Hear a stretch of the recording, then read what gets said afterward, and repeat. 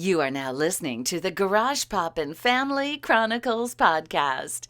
Have a seat at the table and let's have a family discussion. Hey, you guys. Welcome to the Garage Poppin' Family Chronicles. We are your hosts. I am Tasia. I'm Ashley. And I'm Alyssa. And today's topic is grudges. Ooh. Yikes. I don't mean to hold you, but I've been holding something in. And now that I have these women here, I'm glad I could get this off my chest. Woman to woman.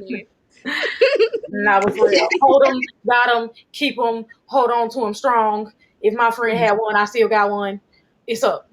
If Gorilla Glue was a version of Grudges, that would be stuck. It'll be stuck. My grudge, Yeah. it don't move. Yeah, no, Okay. no, I can already tell how toxic this one about to be. So, Woo. got my fighting gloves on for this one. Listen, I'm gonna start out by saying this. When it comes to grudges, okay, if it's my family, I can get over it. You know what I mean? Like, I literally have like a 3-day grudge session, and on my grudge, I'm like, okay, leave me alone for 3 days. Okay. When you say family, do you mean first cousins or like the people that are distant? Because I have grudges against. Oh, no. I mean, are immediate. Okay. Okay. The people that be at Christmas and Thanksgiving, them people, not the ones that just pop in to say, "Hey, Pastor," not those. I mean, Okay. I mean the ones that get a Christmas gift. Them. Okay. If it's them, I got y'all. You know what I mean? We all annoying. Give me 3 days, I'm good.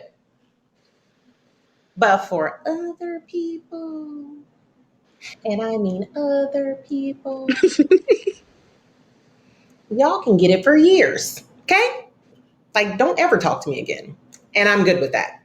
By it, I mean nothing. You can get nothing. You can no Christmas.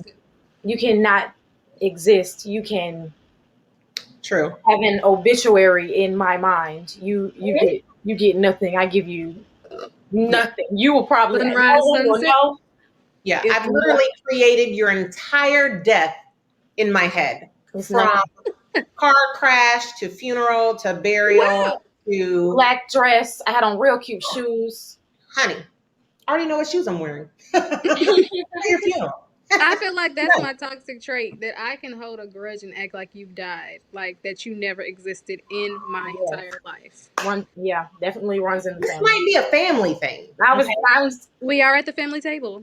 We are at the family table because and even our family, we all know this. Once you die in our family, you gone. Like, we don't give. I don't care if your mama died. I don't care if your daddy died. You ain't got to care. Yes. Wait. No, don't cut it out. Keep it all and cut. No.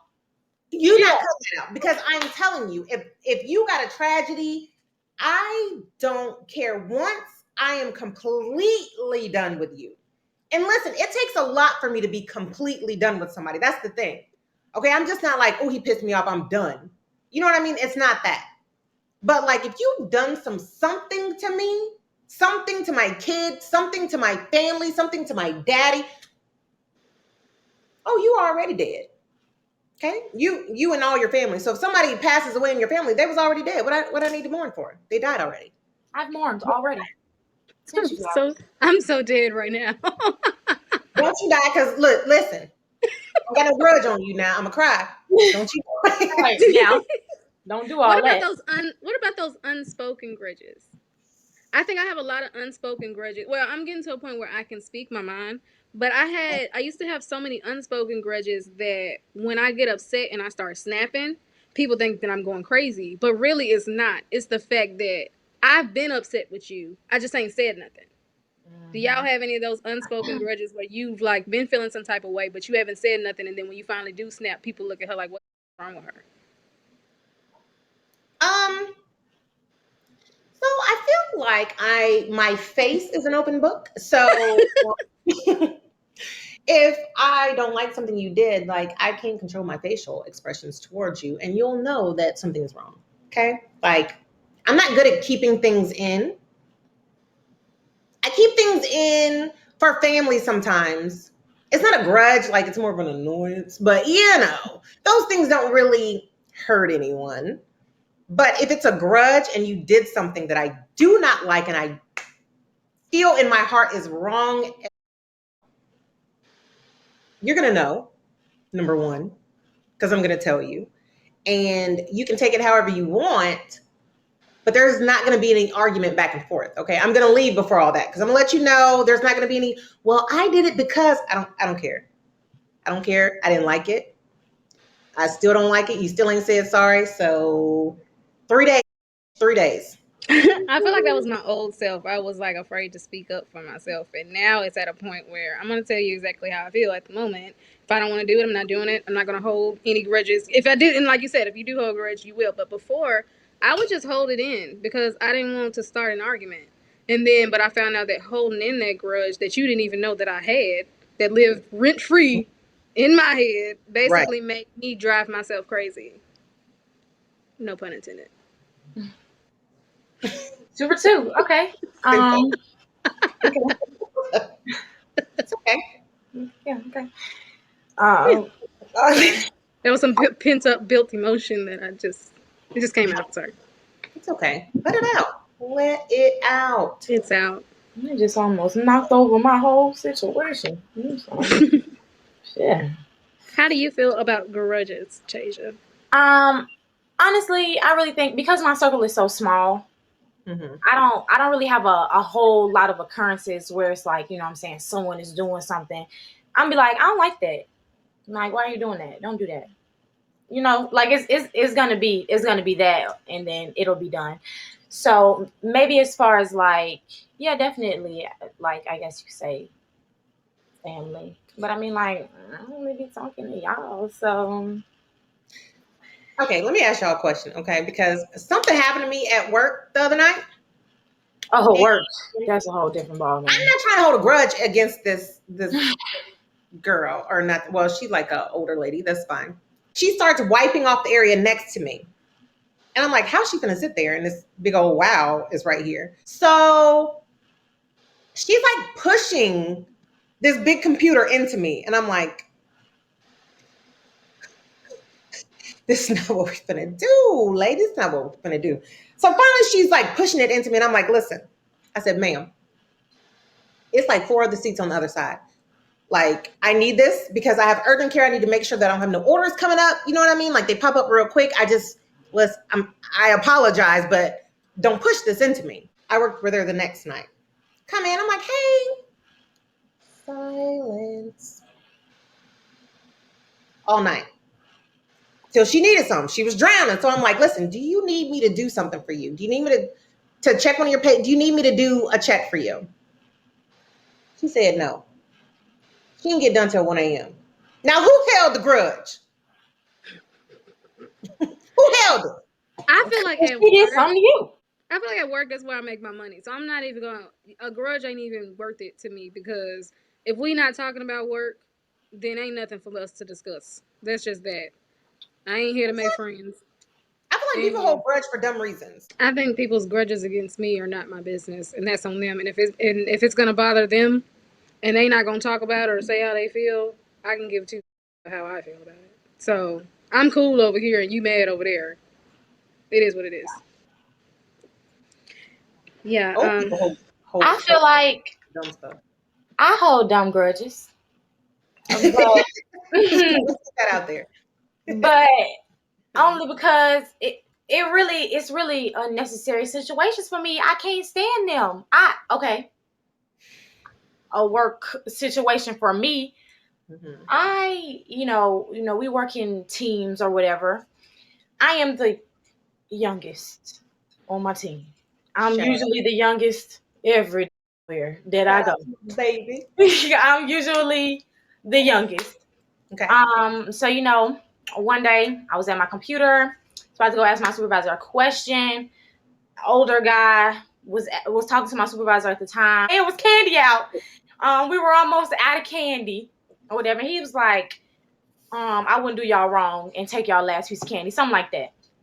I guess talking to my supervisor, and I was like, we ain't worried about it. I was like, I'm sure it ain't nothing but a Butterfinger. Don't nobody eat those, blah, blah, blah. Key. He turned around and said, are you old enough to be talking to me? Oh. He was dead serious. So I'm like, He looked like he was dead serious. So I said, okay. You should have told him no, but my mama is, and she'll beat your. It was just, you know what I'm saying? It was just weird to me. Caught me off guard. I just went on about my business, blah, blah, blah. Later on in the day, why was I coming out the bathroom? And he's coming this way. And like, as I'm trying to, get out his way so I can, go, he, kind of stumbles. I'm like, you good? I'm like, you know what I'm saying? Are you old enough to keep your balance? Right. I'm like, yeah, you need to get your spirit right. You around here stumbling and you being rude. You need to get it together. He like, I got grandchildren. I was like, let me tell you something. I'm number 3 in the company, and you do the same thing I do. And I don't like him no more. It's nothing. Hey, he be like, good morning, nothing. Hey, how you doing? I'm not saying that. It's nothing. I'm too young to say anything back. Sorry. Whole grudge. I'll never work together. Whole grudge. I don't. It's up, sir. I think I'm bad at keeping the same energy that people do, because when I know somebody doesn't like me, I go out of my way to make them hate me even more. Like, oh, definitely. I did too. Story. I had somebody that I was working with, and she was sitting at the desk with all the nurses, and my patients were right in front of her. So she was in my area, but I was downstairs. So something was going on with my patient, and she told them to call me. She wasn't getting up to do it. And I'm like, wow, like, you're right here. You're not doing anything, but you want them to call me from downstairs. But at the end of the day, I'm like, if somebody needs something, if it's like, hey, do you need some help? I should have been like, nope. And when it comes down to it, if she ever needed help, I'm like, nope, I'm finna call somebody to do it. But I can't keep that same energy as far as that, because I'm trying to be the bigger person. Because it's work. But when it comes to anything else, we ain't got to talk about. Like, but I felt like that was petty. But I felt like that was me holding my restraint, because the comebacks are real with me. So the family, my livelihood, are horrible. Okay, we will make you want to bury yourself. I know that I go too far. I know how far I can go. That's why I try to hold myself back at work. I try to be more poised. Man, and sometimes I feel it too in my soul, like pulling into my chest, and I'm like, no. Like, Finish her. No. Finish her. And I feel like the only reason that I feel like I gotta go so hard is because, like I said, I'm quick to get out of Dodge. I'm not with that. If we done argued or whatever, it's nothing. So if I really have to go deep and talk about your mama, if we really gotta talk about, you know what I'm saying? It's definitely over then. You did it. Cause I'm be like, whatever. Okay, bye. Because I feel like I'm literally the nicest person ever. Like, I will give you the shirt off my back. You know what I mean? Like, I will give you the shirt off my back. But at the same time, don't try me, because you will be dead in my head. And I don't care if I'm walking past you and you slip on some water. I'm going to keep going. Okay? I'm going to roll right past you. And then I'm going to do a little chuckle because I'm petty. I'm like, look, keep going. That's me. I feel like my comebacks have to be so strong, because just like Tasia, I'm not the youngest in the department, but people think that I'm the youngest. And every job that I've had, I've always had to prove myself. Like, I can do the work. And they always be like, oh, she young. When it was a job I was doing back in like 2011 or whatever, or 2012, and they were like, oh, who is this baby coming in here? Y'all hiring kids now? Like, I was like, wow. Turned out I knew how to do all the spreadsheets, all the everything over everybody else. I did get fired from that job. We're not going to talk about that. Another day. another day, another topic. Welcome. But it was like I've always had to prove myself, so I go so hard when somebody be like, "Oh, she's the baby." There's a lady now that be like, "Oh, y'all being a big girl and working at night." I still hold that grudge against her to this day, and she doesn't know. Oh my God, I hold a grudge. That's so sad. You do. I hold a grudge because that's my trigger response. When somebody calls me young or says, "Oh, you're a baby," that pisses me the off because I'm a grown woman. And you don't know what I've been through. And should be treated as such. And I do hold a grudge against her now that I'm thinking about it. And she doesn't even know. She still says hi to me. And she annoys me. And I feel bad. You need to tell her. Be like, listen, this is why I don't like you. No. This is why I won't tell her. Because she talks a lot. She talks a lot. I feel like she sits at silence at home and then comes back and tells us everything she thought about. I can't have a conversation. Oh my God. We can't do it. Yeah, Right into the podcast. No, just playing. We only have a certain amount of time to record, and I can't do it. You're right.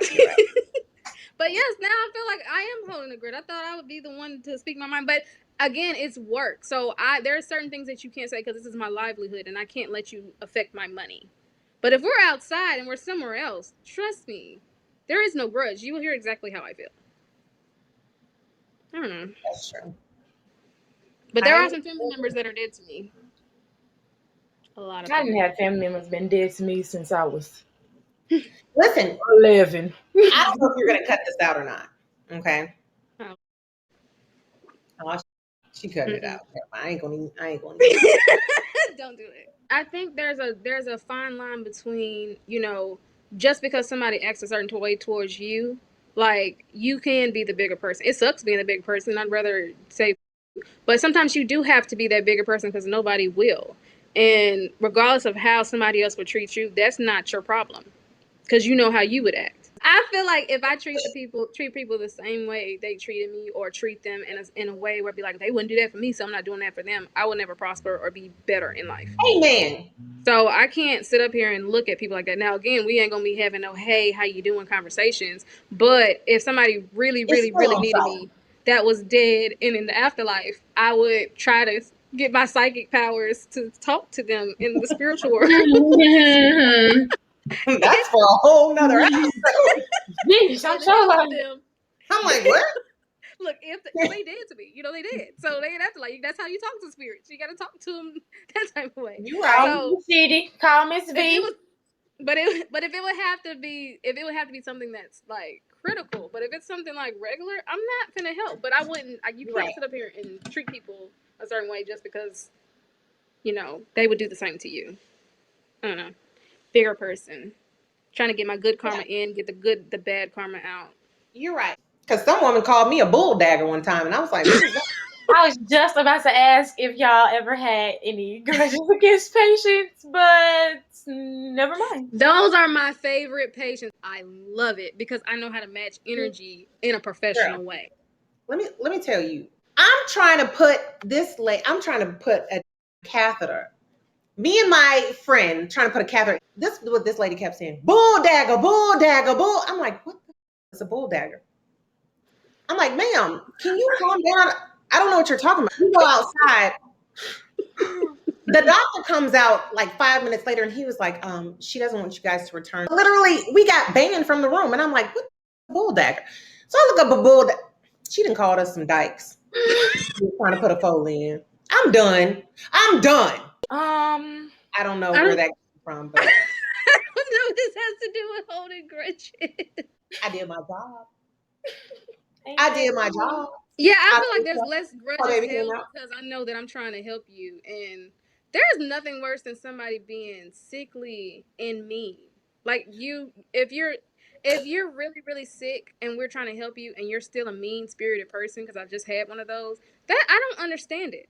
You got to pick a struggle. Pick one. Please pick it. That even goes for family members. If you have family members that you're taking care of in your home and they're mean as and it's like, I'm trying to help you, but you're still mean, but you're sick. Like, you can't be both. Do you think that you're going to be that old, mean person when you get older? Because I feel like I might be a little bit like, get this funky out my room. I feel like I'm going to be I will give you that vibe. I would I give do. you Like, I'm that. probably gonna think it's funny. Like, I'm probably gonna be like, I don't know.